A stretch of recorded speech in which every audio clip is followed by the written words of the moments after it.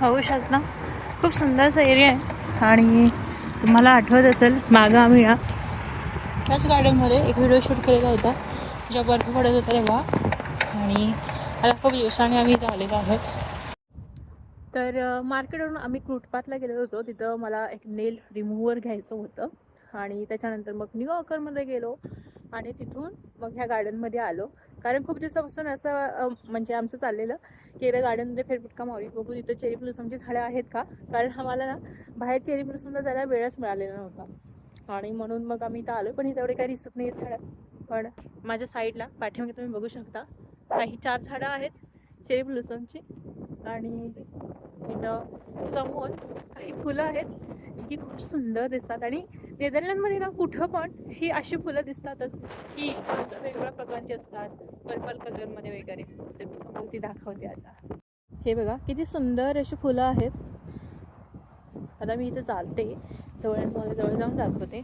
खूप सुंदर आहे, हिरवंगार सगळं गवत झालेलं आहे आणि फुलं पण तुम्ही बघू शकता किती सुंदर वाटतात.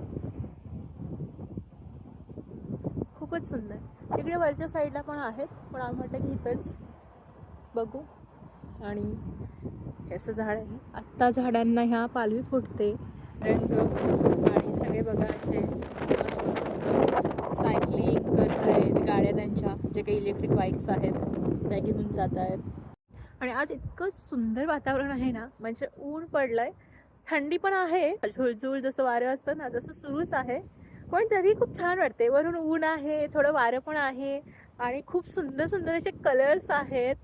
बघू शकता इथं फुलझाडं आहेत, पाठीमागे ब्लूसम आहे. आणि जर तुम्ही नेदरलँडला जर यायचा विचार करत असाल ना, तर आता ह्या महिन्यामध्ये किंवा नेक्स्ट मंथमध्ये तुम्ही येऊ शकता. कारण आता इथून पुढे ना टुलिप सीझन सुरू झालेला आहे आणि नेदरलँडमध्ये टुलिप्स खूप फेमस आहेत आणि स्पेशली टुलिप्स गार्डन बघायला, टुलिप्सची शेती बघायला लोक इथे फिरायला येतात.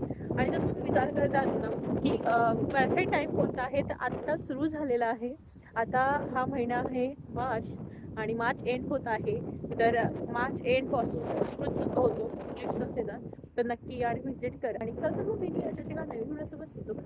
Bye bye.